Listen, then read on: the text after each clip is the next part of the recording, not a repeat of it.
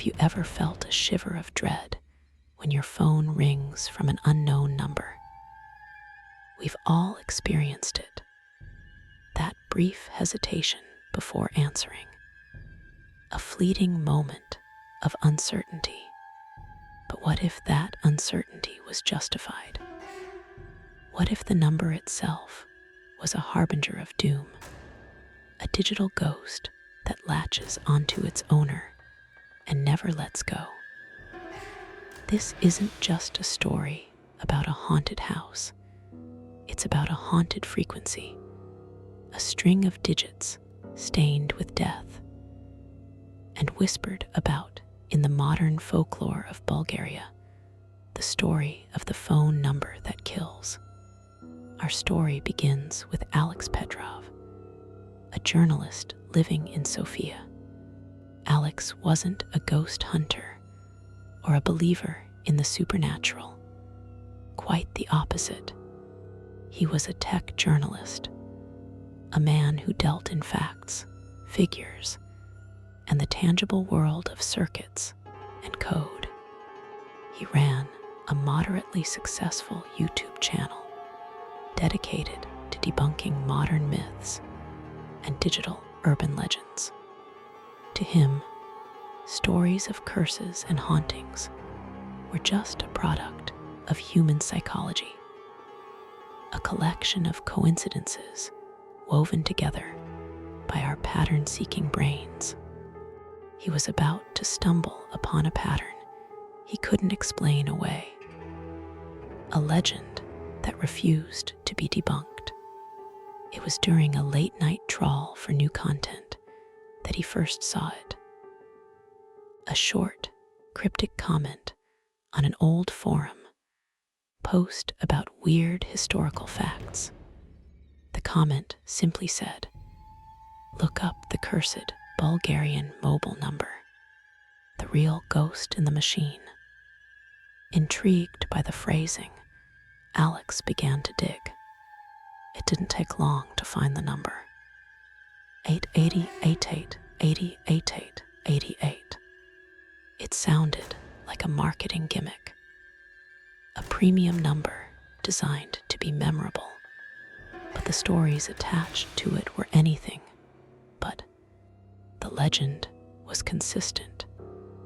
Every single individual owner of that number had died.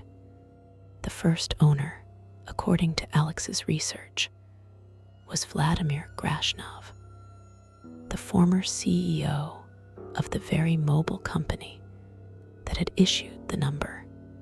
He was a man at the peak of his career, a titan of Bulgarian industry in the early 2000s.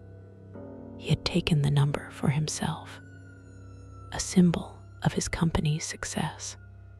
Then suddenly he died, not in an accident, but from an aggressive, fast-acting form of cancer at the age of 48. Doctors were baffled by the rapid onset. His company called it a tragedy. The internet called it the beginning of a curse. After Grashnov's death, the number was reassigned. Its next owner was a man of a very different reputation. Konstantin Dimitrov, a notorious Bulgarian mafia boss with connections that ran deep into the criminal underworld. He was a man who lived by the sword, surrounded by enemies. In 2003, while on a trip to the Netherlands, he was assassinated by a lone gunman. He was 31 years old. He was, of course, carrying his mobile phone at the time, the one with the number 88088 8088 88. The coincidence was noted in hushed tones, the legend of the cursed number growing stronger.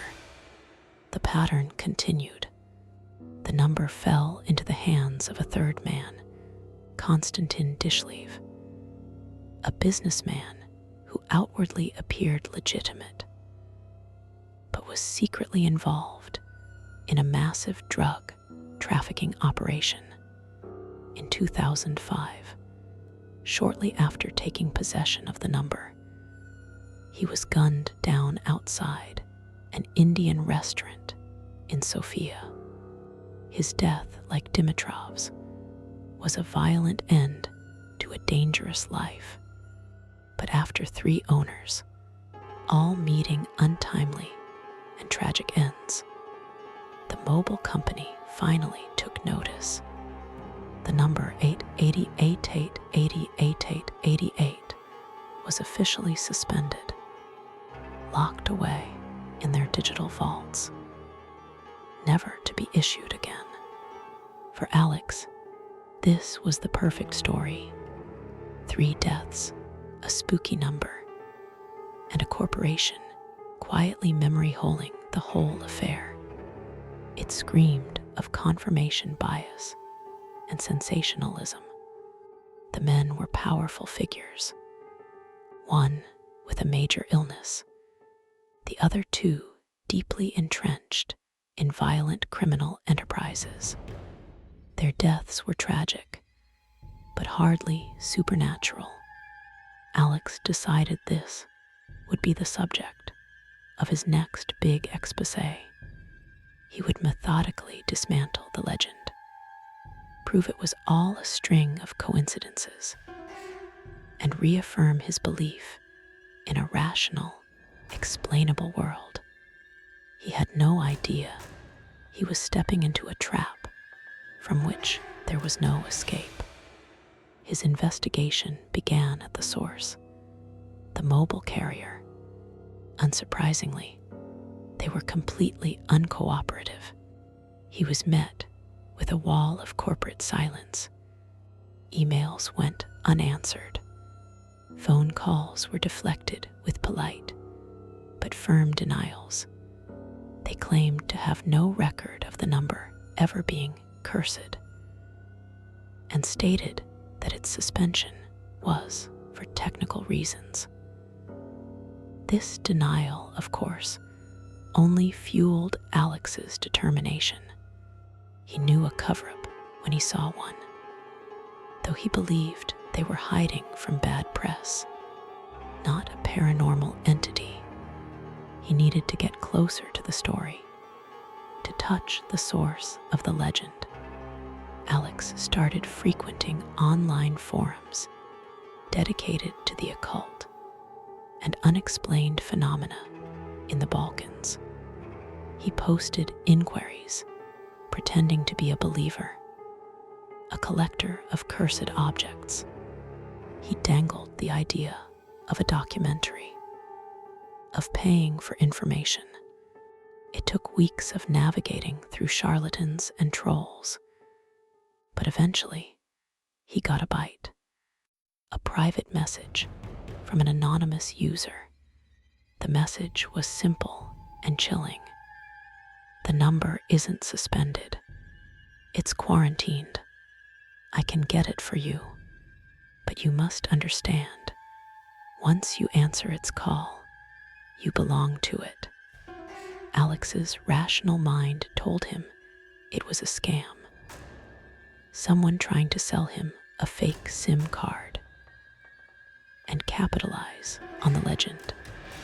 But his journalistic instincts, his obsession with the story, overpowered his logic. He agreed to the terms. The transaction was as shady as it gets, a cryptocurrency transfer to an untraceable wallet, and instructions to pick up a package from a dead drop location in a forgotten corner of Sofia's central railway station. He felt a thrill of excitement, like an investigative journalist on the verge of a breakthrough, completely blind to the fact that he was the one being investigated. The package was a small, plain brown envelope tucked behind a loose brick. Inside was a standard-looking SIM card. Nothing about it looked special or sinister. Alex took it back to his apartment, his heart pounding with a mixture of anticipation and a sliver of genuine, unacknowledged fear. He had a spare burner phone, an old, disconnected model he used for contacting anonymous sources. He inserted the SIM card. For a moment, nothing happened. Then the screen flickered to life. The signal bars appeared, and at the top of the screen, the number displayed. 880-88-88-88. It was real. He held his breath, waiting for something to happen. The silence in his apartment felt heavy, oppressive. He stared at the phone, expecting it to ring, to receive a text. Nothing. Hours passed. The initial adrenaline wore off, replaced by a sense of anticlimax, almost disappointment. He laughed at himself. Of course, nothing happened. It was just a phone number. He had paid a hefty sum for a piece of plastic and a good story. He started scripting his debunking video in his head, framing the narrative of his foolish quest. And then the phone rang. The caller ID was just a string of zeros. Alex's professional skepticism battled with a primal sense of dread. He answered, putting the phone on speaker. There was no voice, only a sound he couldn't identify, a soft, wet, rhythmic static, like the sound of rain mixed with slow, ragged breathing. It was deeply unsettling. He said hello, his voice wavering slightly. The only response was the continuation of the sound. After a minute that felt like an eternity, the line went dead. He tried to tell himself it was a bad connection, a glitch in the network, but he knew deep down that it was something else. This was the first encounter. The calls became a regular occurrence. They always came from the same string of zeros, always at odd hours, and always featured the same disturbing, static-laced breathing. Alex tried to record it, but whenever he played it back, there was only silence. It was as if the sound existed only for him. In that live moment, sleep became difficult. He would jolt awake in the middle of the night, convinced he could hear that same breathing sound in the corner of his dark bedroom, only to find himself alone. The number was beginning to seep into his life, blurring the lines between his investigation and his sanity. Then came the text messages. They were just as bizarre as the calls. They weren't words, but long, random strings of the number 8. 88 quintillion 888 quadrillion 888 trillion 888 billion 880 8,888,888. One message would read. Another would be 88,888,888. It was meaningless, yet it felt deliberate, menacing. He started seeing the number everywhere. The time on a digital clock would freeze at 8:08. A bill at a cafe would come to 88.88 leva. The license plate of the car in front of him would be 8888. His rational mind screamed coincidence, but his fraying nerves screamed that the number was watching him, imprinting itself onto his reality. The true terror began when the calls changed. One night, instead of the static breathing, he heard a voice. It was faint, distorted, and gasping, as if struggling for air. The voice spoke in Bulgarian, but the words were weak and broken. It hurts so fast, it's inside. Alex felt a cold dread wash over him as he remembered the fate of the first owner, Vladimir Grashnov, who died of a sudden, aggressive cancer. He was listening to a man's last, pained moments, an echo of suffering broadcast across time.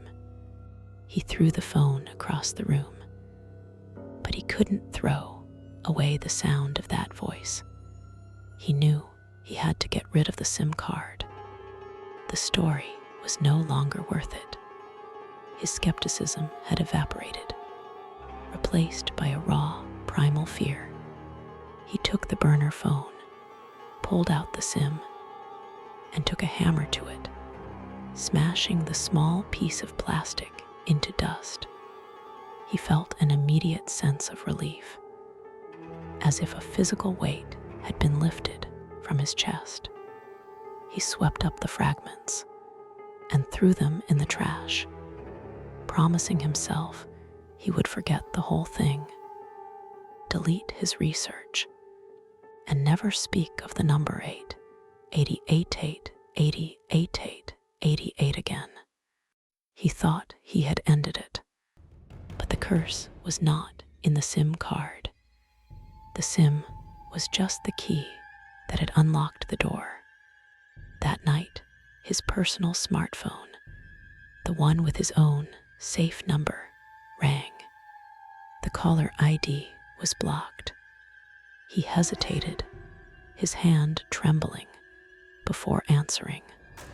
Silence, then the faint sound of gunshots, the shattering of glass, and a man's final, choked gasp. It was an acoustic replay of the death of the second owner, the mafia boss Konstantin Dimitrov. The curse hadn't been in the burner phone. It had latched onto him. The number didn't need a physical conduit anymore. It had found a new one in his fear. Alex descended into a state of paranoia. He unplugged his Wi-Fi router. He covered his laptop camera. He stopped answering his phone altogether, letting it ring until it went to voicemail. But the entity found other ways to reach him. His smart TV would turn on by itself. The screen filled with white noise. The number 888 burned into the center like a phantom image. His digital alarm clock would flash 888, an impossible time. The whispers started when he was alone, faint and guttural, seeming to come from every electronic speaker in his apartment. It was a technological haunting, a ghost in every machine he owned. He was being systematically dismantled, his connection to the modern world turning against him. His debunking channel lay dormant. His friends and family grew concerned as he stopped responding to their calls and messages. He was trapped in his own home, a prisoner of a digital specter. He felt a constant, oppressive presence, a feeling of being watched not by eyes, but by cameras, by screens, by the very signal that permeated the air around him. The curse was no longer just a series of calls. It was an active, malevolent intelligence bent on his destruction. Desperate, Alex knew he couldn't just hide. He had to fight back. He had to understand the source of this curse.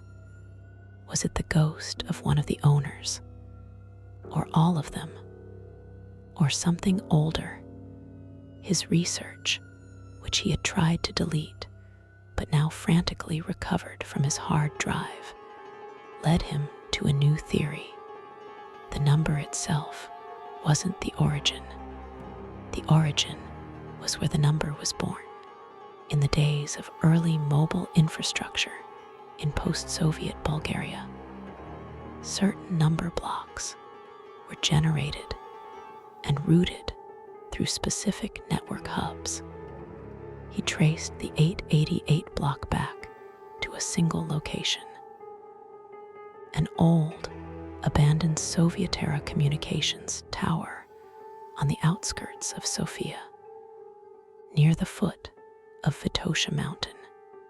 The place was a relic of a bygone era, a concrete monolith left to decay, surrounded by a rusted fence and warning signs. Locals avoided it, whispering stories of strange lights and eerie sounds emanating from the structure at night. Alex knew, with a certainty that defied logic, that he had to go there. He had to confront this thing at its source. Armed with a heavy flashlight and a crowbar, he drove out to the tower as dusk settled over the city, a cold gray shroud that mirrored the dread in his soul. This was it, the confrontation. Prying open the rusted gate, he entered the compound. The main building was a brutalist concrete bunker, its windows smashed and its walls covered in faded Cyrillic graffiti. Inside, the air was thick with the smell of damp, decay, and ozone. The ghost of electricity. His flashlight beam cut through the darkness, revealing rooms filled with obsolete, dust-shrouded equipment, banks of servers, massive spools of cable, and control panels with dead, glassy screens. It felt like a tomb for dead technology. As he walked deeper into the facility, he could hear it, a low, electronic hum that wasn't coming from the power grid. The hum grew louder as he descended into the building's sub-basement, leading him to a massive server room. Racks of ancient mainframes stood like silent, metal soldiers in the dark, and in the center of the room was a single, active terminal, its green monochrome screen glowing with a single, repeating line of text.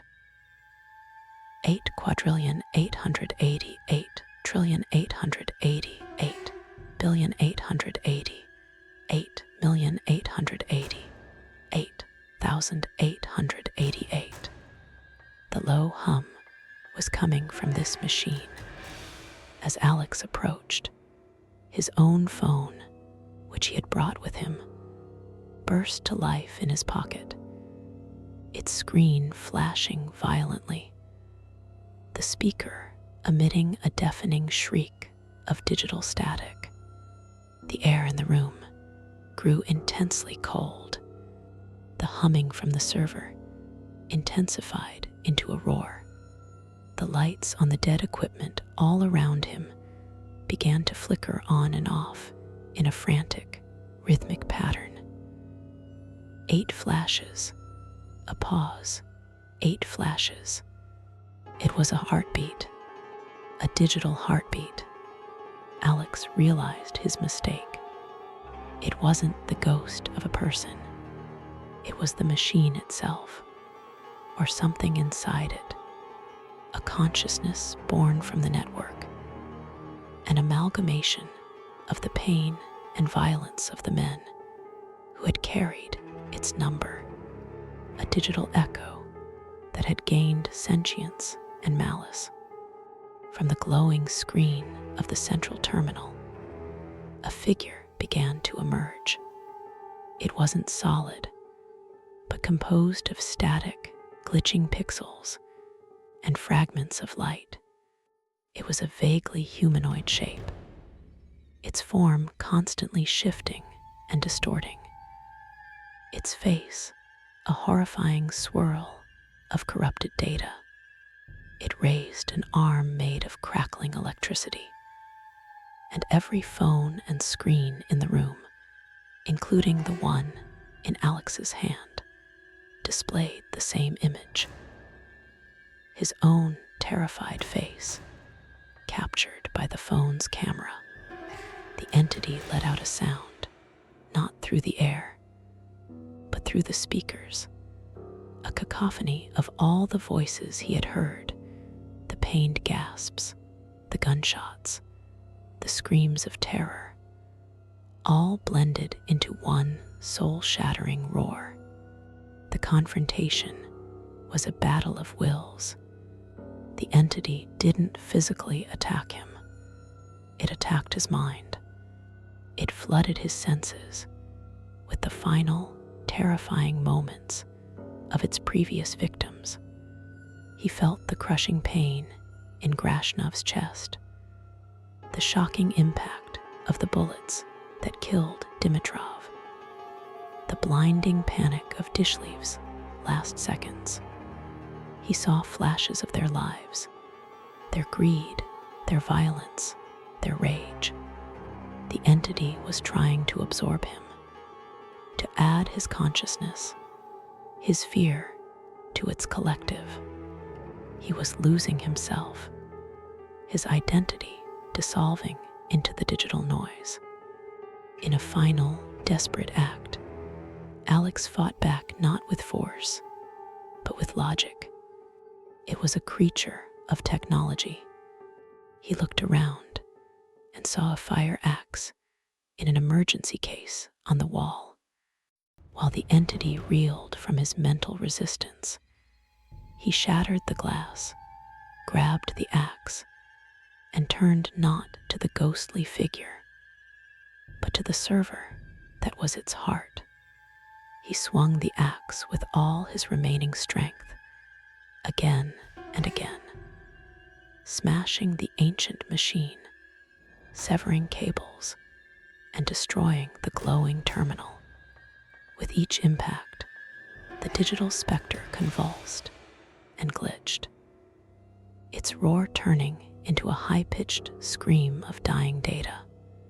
As the last server rack crashed to the floor, the entity dissolved into a final shower of dying pixels. The lights went out, the humming stopped, the room was plunged into absolute, deafening silence. Alex stood there in the darkness, panting, covered in sweat and grime, the axe heavy in his hands. He had done it. He had faced the ghost in the machine and destroyed it. The aftermath was a broken man in a dead room, surrounded by the wreckage of his tormentor. He stumbled out of the tower and back into the night, leaving the phone and the axe behind. A survivor of a war no one else would ever understand. Alex was never the same. He abandoned his channel, his career, his life in Sofia. He moved to a small, remote village in the Rhodope Mountains, as far away from technology as he could get. He suffered from a severe form of technophobia. The sight of a smartphone would trigger a panic attack. The sound of a ringing phone sent him into a cold sweat. He lived a simple, analog life, a man haunted by the digital world he once so confidently navigated. He was broken, scarred, but he was alive. He believed he was finally free. For months, he lived in relative peace. He found a quiet solitude in the mountains. the silence a balm for his fractured nerves. He started to believe the nightmare was truly over. One day, he was in the small village square, buying groceries. The young cashier rang up his items, and the old-fashioned digital register displayed the total. Alex glanced at it. 8.88 leva. He froze, his blood running cold. He told himself it was nothing. A coincidence. It had to be. But the seed of dread was planted once more in his mind. That evening, as a storm raged outside his small cottage, there was a knock on his door. It was his neighbor, an elderly woman, her face etched with worry. "The phone lines are down because of the storm," she said. "But a call came through for you on my line just before it cut out. It was very strained, just static and a strange number." She handed him a slip of paper where she had scribbled down the number that had called for him. Alex took it, his hand shaking uncontrollably. It wasn't 88. It was his own old phone number. He knew then that he had never escaped. He hadn't destroyed the entity. He had only destroyed its anchor, its home. It had been connected to him for so long. And in that final confrontation, it had found a new vessel. It wasn't in the machine anymore. It was in him. The curse wasn't a number you could dial. It was a contagion you carried. He was the new ghost in the machine. And as he stared out into the storm, he was left with the one terrifying, lingering question. Who would he call next?